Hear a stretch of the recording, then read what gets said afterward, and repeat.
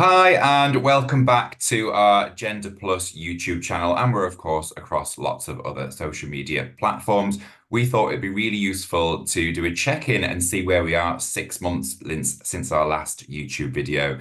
So, for those of you that don't know who we are, I'm Paul. My pronouns are he, him. I'm a nurse consultant and I manage the Gender Plus Hormone Clinic. And I'm joined by my two fabulous colleagues, Aidan and Claudia. Do you guys want to introduce yourselves?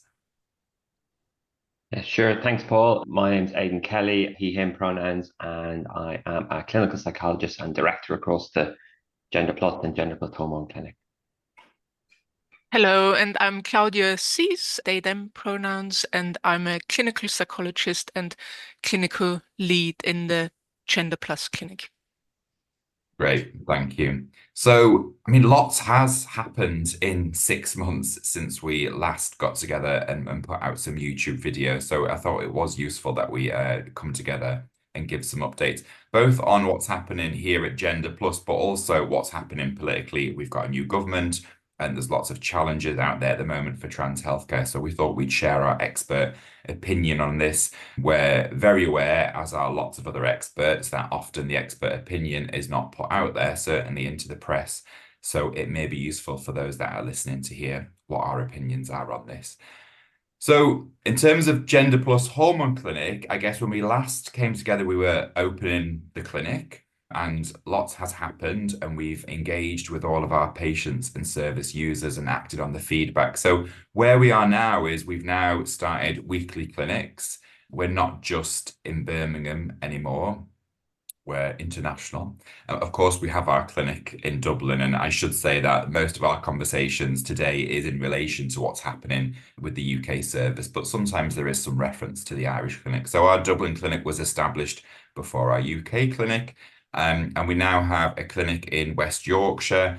And from September, we'll also be having a London clinic. So lots more accessibility for those of our patients that live all over the UK. So what we've seen in the hormone clinic is actually, although we first aimed to serve the 16 to 18 patient group, or predominantly the 16 to 25 patient group, we actually had a lot of interest for those that are over the age of 25. So one big update is that our service has no age limit. We do remain the only CQC regulated service to see those that are 16 and 17 years of age, but we do actually see and treat those that are from 16 all the way through to, I'm not even going to say 100, whatever age you may want to come through to our clinic, we'll see anybody. So that's a big thing. But also what we've also noticed is, because we've got a good reputation and we've worked hard to set up a fully regulated service with experts, is that people are recognizing that and they're wanting to transfer their care over to us. So a big portion of our patients and service users are actually coming from other providers or are joining us whilst they remain on an NHS waiting list, knowing that they can still be transferred over to the NHS in the future. So lots of changes. We're not just looking after the 16 to 25 new patient groups, we're looking after lots of transfer of cares and lots of people that are over 25. So I think that's the big changes that we've seen in the hormone clinic. I don't know what are you two seeing in terms of what we've seen over the last 6 months? Yeah. I think similar to yourself, I think we haven't, I guess when we set up initially, we were kind of aiming at and thinking about those kind of 16 to maybe early 20s cohort. We guess you are seeing more and more people who are kind of over the age of 25. And we do, of course, in the psychology or the psychosocial side, see people kind of under 16 as well, or parents usually for the particularly younger ones. So we do kind of do an early kind of primary school age young people that come with a lot of support around parents and trying to navigate the complexities that exist around social transition and those sorts of things. We probably get about a 50-50 split in terms of under and over 18 now, which is really interesting. I guess there's lots of demand from places that we perhaps weren't necessarily expecting it. And yeah, I think that's it. We do kind of other pathways as well. So kind of a more typical mental health pathway where people who, might happen to be trans or gender questioning in some way and wanting to access some kind of mental health supports. equally kind of neurodevelopmental assessment and pathways, so autism, ADHD assessments and things like that. We are at the moment it's just for under 18s that, but we are hoping to kind of open that up to over 18s at some point in the year, which is really great. I mean, I guess our referral numbers are just kind of growing massively. And yeah, we probably, I don't know, it's hard to say, but probably on course this year to get between 900 and 1,000 referrals of new patients in 2024, which is, it's a very sizable number. So yeah, that's kind of the things I'm noticing. I don't know about Claudia, are the things that you're noticing in the last 6 months that you're seeing? Yeah, I mean, I guess one thing we have also introduced is a stakeholder group, and because we really care about the feedback of young people, adults, and their families who attend our service. So that's really important to us, and there are things we might have blind spots. So having that feedback, I think, is really crucial, and I think it's exciting that that has now started. And yeah, and I think the stakeholder groups, they meet on a monthly basis, and we take any of the feedback really seriously and make changes to the service. And I guess that made me think of an earlier point, Paul. I wondered if you had any feedback about the hormone clinic in particular. And yeah, is there anything that you can share that we have done in response to that feedback as well? Yeah, I agree. I think feedback is really important, and we want to provide the best service, and we can only do that by listening to our stakeholders. Yeah, I mean, totally open and honest, the feedback is overwhelmingly positive. We score very highly in our patient evaluation questionnaires, but there is some feedback, and we've listened, and we've tailored the service as best we can. So some of the things were that there wasn't enough clinics, so we've aimed to put on a weekly clinic. Of course, as I said at the beginning, we only had Birmingham, and for some people that meant lots of traveling. So we've opened up more clinics throughout the UK, and that'll be something that we'll look to do even more as we grow and expand over the coming years. The main thing really that we wanted to tailor based on feedback was some of our neurodiverse patients found the website a little bit tricky and complicated to navigate in terms of the transfer of care process. So we've created some graphics and tried to really simplify that to make it as easy as possible as to how you need to transfer your care. Because of course there is certain things that we have to do. We have to maintain responsibility, and for me in particular, medical responsibility. So there was sometimes a lot of information put out there about what we require. So we've streamlined that, and we've used graphics to hopefully make that look a little bit less busy on our website. And, all feedback is taken on board, even down to the fact that our radio in the waiting room was too loud. So, just little things like that. And that also the decoration in Birmingham wasn't particularly pleasing on the eye. So again, we've listened to you, and we've got decorators coming in this week to change that. So we do listen to all feedback. So if any of our patients and service users are listening to this, absolutely give us your feedback. And then we'll listen to the stakeholder group as we go forward and make sure that we incorporate further changes.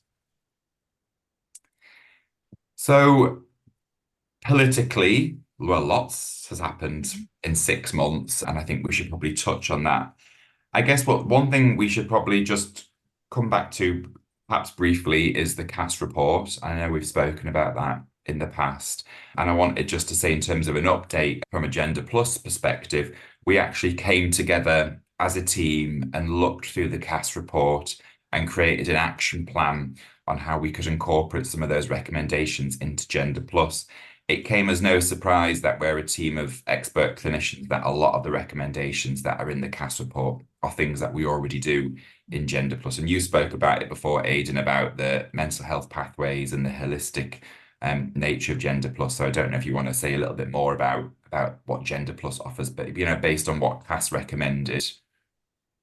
Yeah, no, absolutely. I guess that kind of specialist, integrated, multidisciplinary team approach of people with expertise in gender, mental health, neurodevelopmental, the kind of medical and hormone side of things. I guess we've, in a way, well, not in a way, we have had that already up and running and in place in advance of the final CAS report, actually. And so we kind of had implemented and put those changes in place before the recommendations came out. And so it was pleasing to see that actually much of those recommendations were already doing that. I suppose we did review the report anyway and went through a few small things that maybe we could kind of be doing slightly differently, but the vast majority of everything we've kind of had in place now. And so that's kind of really quite pleasing to us. I know there's lots of strong feelings about the CAS report, but I guess, the parts of it that impact on us, the 16 pluses, I suppose, we've kind of already had that in place, which has been quite good. Yeah, so I think that's kind of a main thing on that. I think the last thing, I suppose, that the research arm is actually, which we haven't kind of mentioned, is something that we're looking actively to get up and running now. I think it's something that we do see a priority, and obviously that's one thing that came out of the CAS report, that more research is needed, and so we want to kind of contribute positively towards that. And so we are working on a kind of a project in the background at the moment that we're hoping to be able to submit and go through the ethics proposals and these sorts of things, hopefully our own project. So we will be looking to get that up and going, hopefully, or at least submitted sometime this year, really. Yeah. And I think another thing that I think we are the only independent provider that provides this is that following an assessment and a referral into an endocrine or a hormone clinic, we hold a multidisciplinary referral meeting. So every single patient has got to be discussed as part of an MDT meeting and agreed before they come through to a hormone clinic. And we do that for best practice, because sometimes as a clinician, you might not pick up on certain things that sometimes other people can help question and have really good conversations. So we had that from the beginning, that was the best practice that we brought from our NHS jobs. But not only that, we have an independent psychiatrist that sits in the MDT meetings for 16 and 17-year-olds. So somebody that's completely independent from Gender Plus joins those referral meetings, and they have to agree along with the other multidisciplinary professionals that attend that meeting. So again, something else that we strive for in best practice. And I think Hillary has recommended a holistic and integrated approach to the care of young people. And I guess it's also noteworthy, Paul, that you and other members from the Hormone Clinic are part of that MDD team, so really showing that integrated care. And again, like I said, which is very much in line with the CAS recommendations. Yeah, absolutely. So, well, I guess the next talking point really, and that's very much at the forefront of the trans community at the moment, so the young trans community in particular, was the ban that was brought in by the Conservative government at the last minute on GnRH analogues. I don't know if one of you two would want to sort of recap on what that was and what it currently means.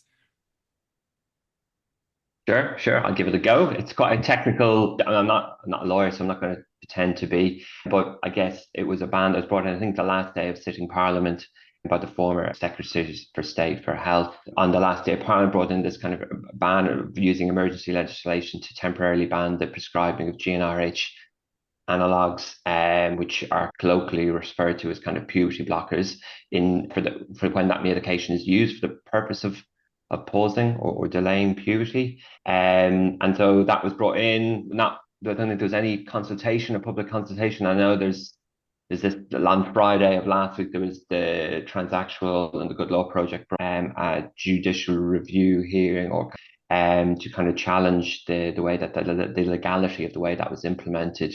The ban is I guess currently supposed to run out in September, although there have been some indications from the current and the new government. I think Wes Streeting is the new Secretary of State for Health, that he plans to continue or maintain that ban past that, or make it permanent. I guess there's been lots of worry and kind of confusion about what this means, for what it means for Gender Plus first, and then we can talk maybe more broadly.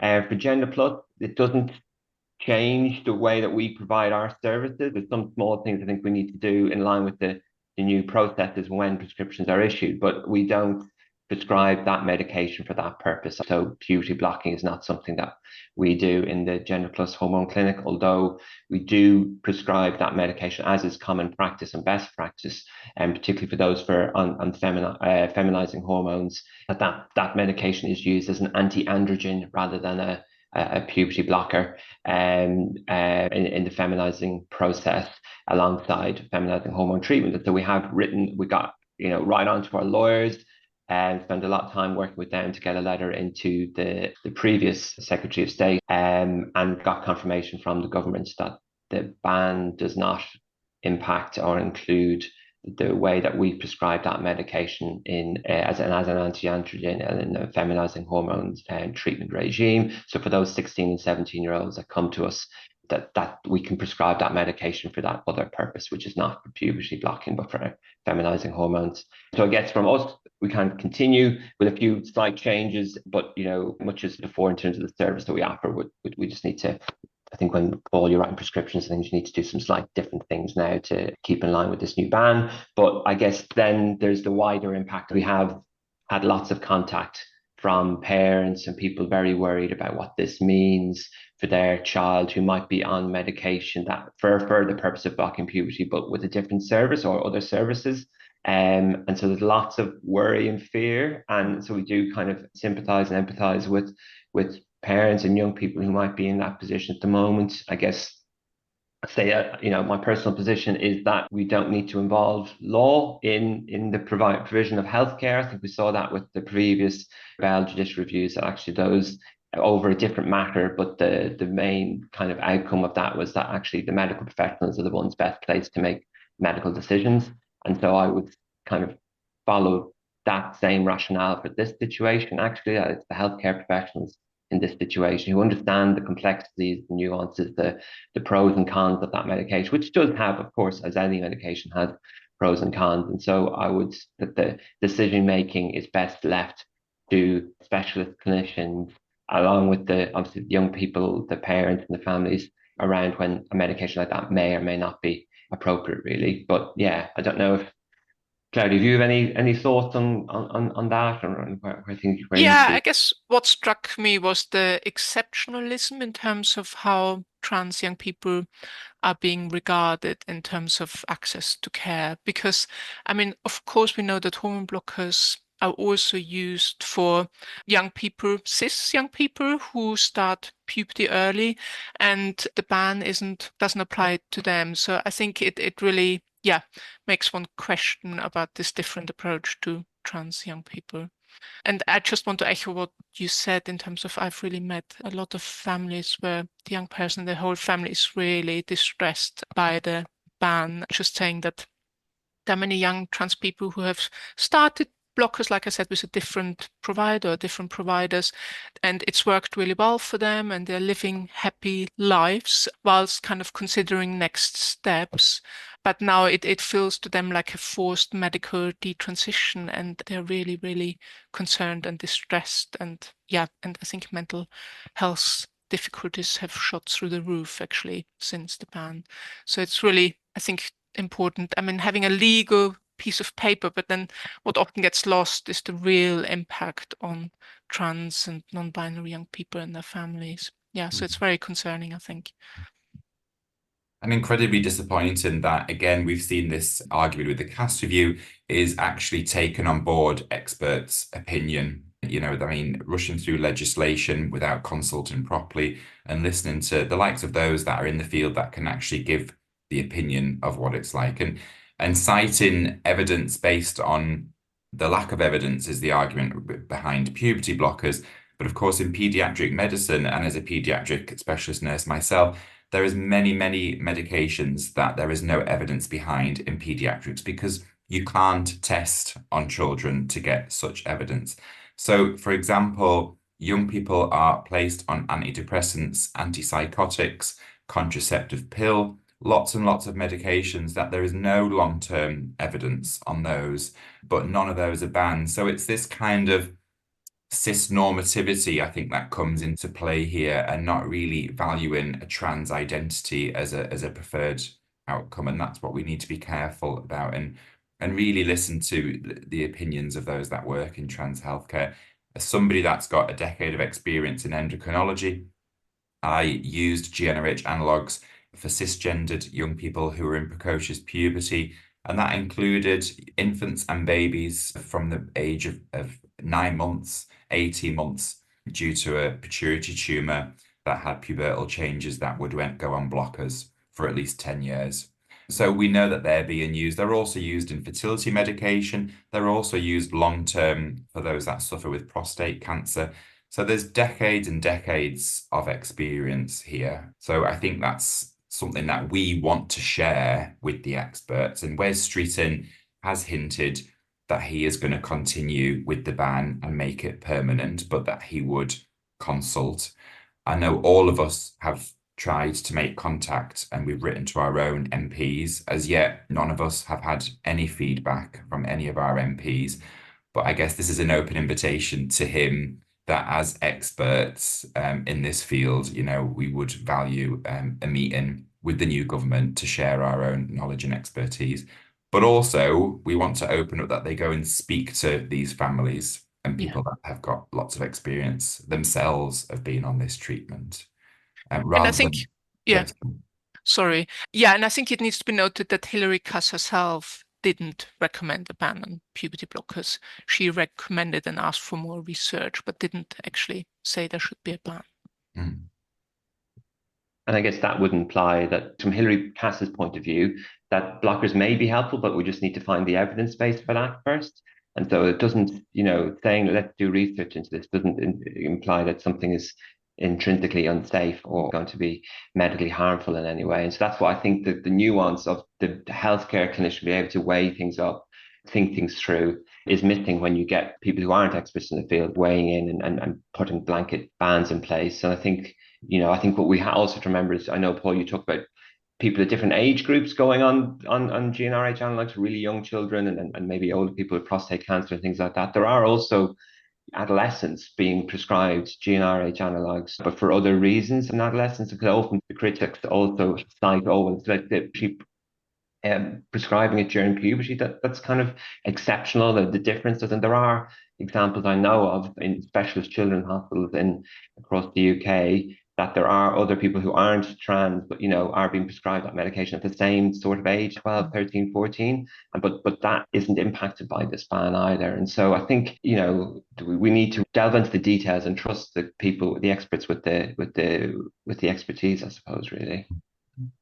Yeah, I agree. Rather than very high profile celebrities casting their opinion and being able to get meetings with our government or not, it's rumored, but I think really they need to come and speak to us and the service users themselves.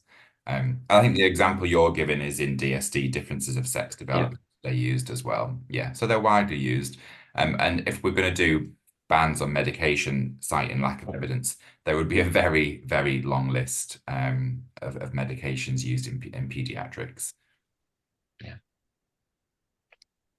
So there we have it. That's our update after 6 months. And I guess we've got some aims and aspirations for the next 6 months. For me personally, managing the hormone clinic, we know that we're CQC regulated and we're in the inspection window now. That can happen anytime over the next year. And as nerve-wracking as that is for anybody that's CQC regulated, I do actually welcome them in just to show the hard work that we've done and the best practice that runs through the Gender Plus Hormone Clinic. So that's my sort of big aim, I guess, over the next 6 to 12 months. Claudia, Aidan, I don't know if you've got any aims or what we were hoping to do over the next 6 months. Yeah, I guess in terms of the psychosocial side of Gender Plus, we are hoping to have an offer of family and relational therapy. So, and with family, we also, of course, think of family of choice. So it's basically offering a space for people to think more about gender if it affects them relationally in any way, whether that's couple relationship, family relationship, or relationships with extended networks. So we hope to have that up and running in the next few months. Right. And I guess from the capacity side of things, we are a young service, we're growing. I talked about referral numbers earlier on. We always aim to keep the waiting time as minimal as possible, and which we tend to be 1 to 2 months at this point. And that means we're actively hiring people. We hired a new starter this month, and we're out for interview again in another couple of weeks. We'll be hiring more people again. So constantly trying to build capacity, make sure the wait time doesn't get more than a month or two, so that people can get in and as timely as access to care as possible. We're also staying up to date with that research side of things that we talked about, but also I'll be presenting at a couple of different conferences, one next week in Berlin, and then there's another one in the WPATH one in September as well. So trying to keep and contribute and disseminate what we're learning from the work that we're doing, take that responsibly, and we take that quite seriously, that responsibility. So yeah, that'll be something we'll be working on the next few months. Great. So lots of exciting things. And for more updates, you can follow us on our social media and also on our website, which is www.genderplus.com.